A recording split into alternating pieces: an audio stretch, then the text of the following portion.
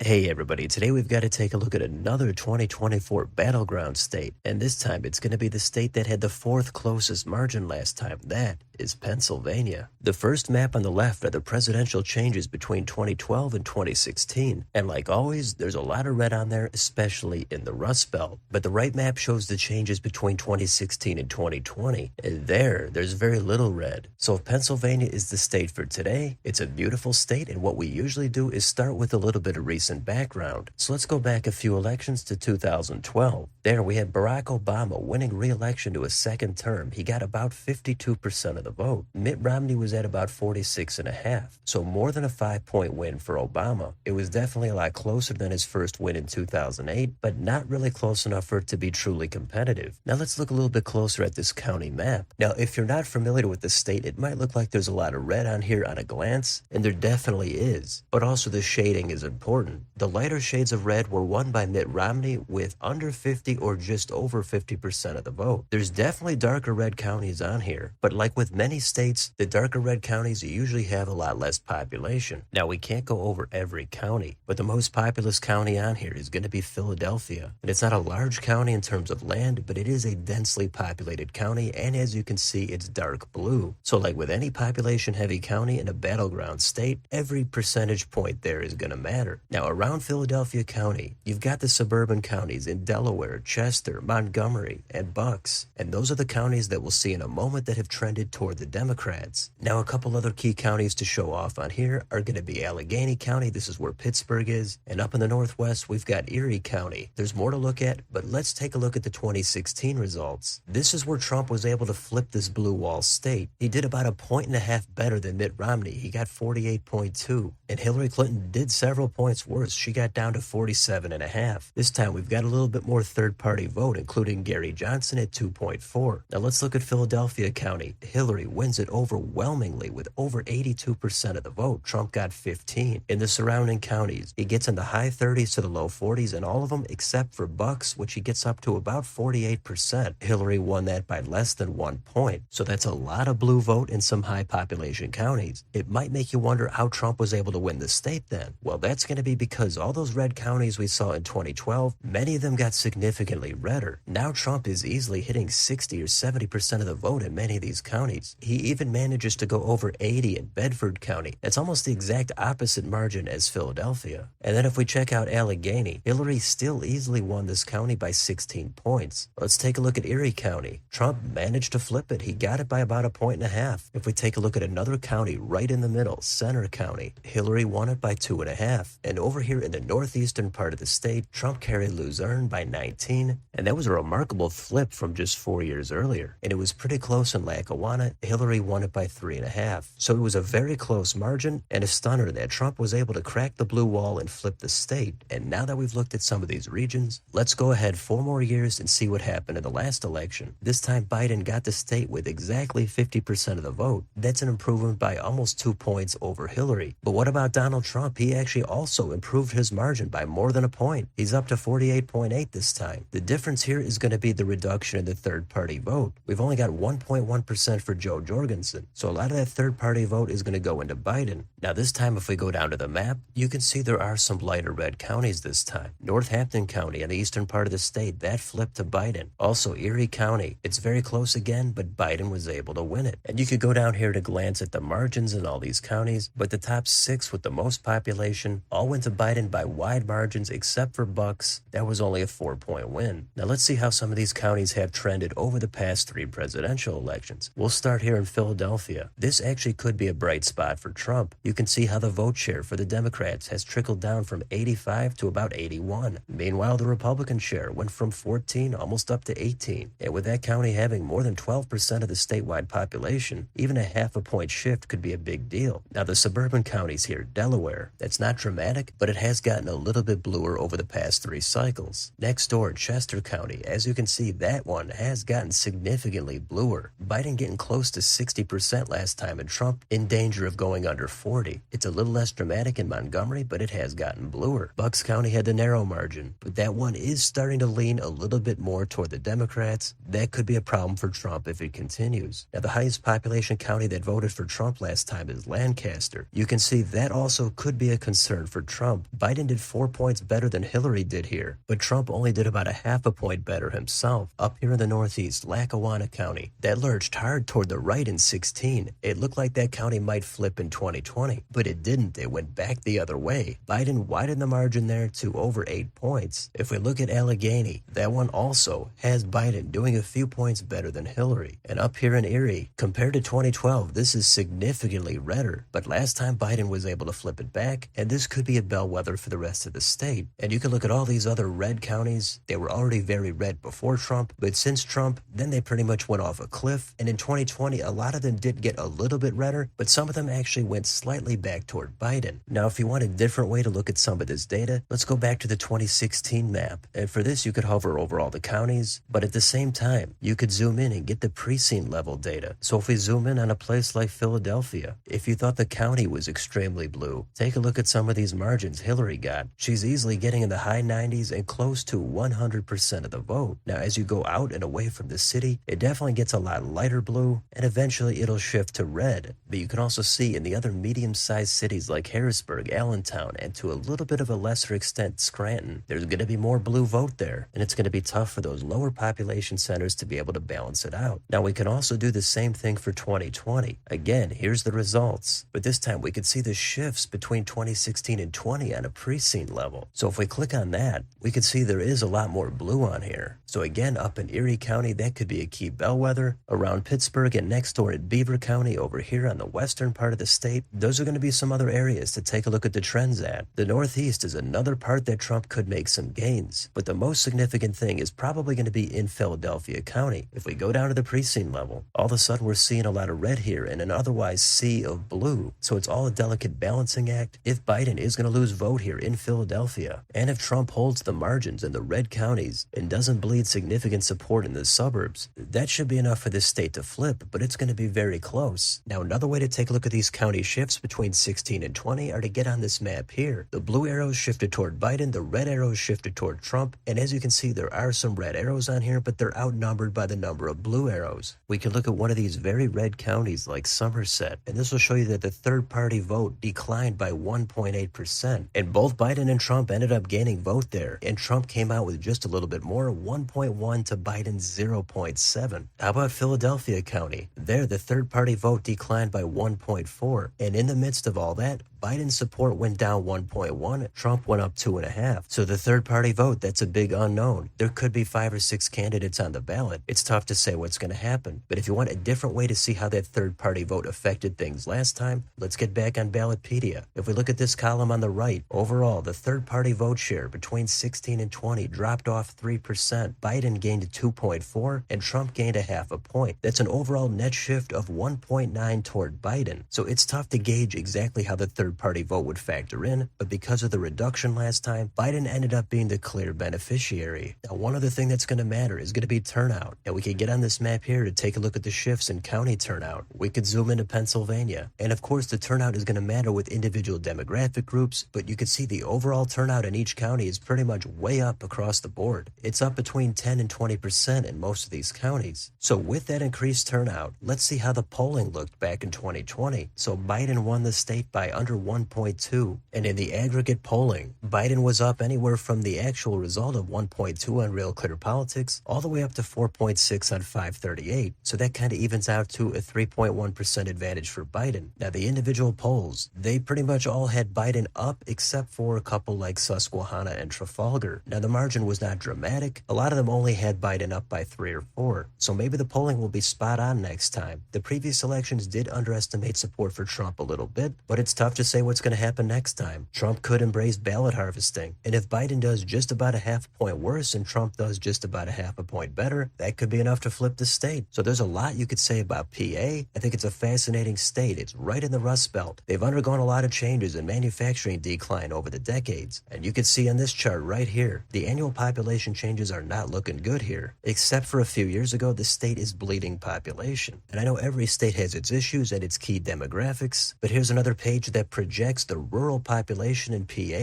is going to decline over the next several decades. That's something to keep in mind when anticipating the future voting trends. So that pretty much sums up the Keystone State. There's a lot here, and there's a whole lot more I didn't cover. It's a state known for many things, from the mountains to the sports teams to the rich U.S. history. And like with many other states, it does look like there's a stark urban-rural divide. I think it's completely up for grabs by either side, but you also have to remember they did easily elect a Democrat for governor in 2022, and they elected John Fetterman in the U.S. Senate. So Republicans have struggled statewide here over the last few elections. But with Trump on the ballot, all bets are off. I think populist economics would help win a lot of these voters in these deep red counties. But that's not everything. Populist cultural appeal is something that I think Trump taps into. It's very difficult to gauge what's going to happen, but that's an in-depth overview of Pennsylvania. So let me know in the comments, what do you think about this state? Is Biden going to solidify the blue wall, or is Trump going to have the right messaging and the state is going to go red? Let me know your thoughts down below. On your way out, don't forget to like, share, and subscribe. Join if you'd like to support the channel. Thanks for watching, and I'll see you on the next video.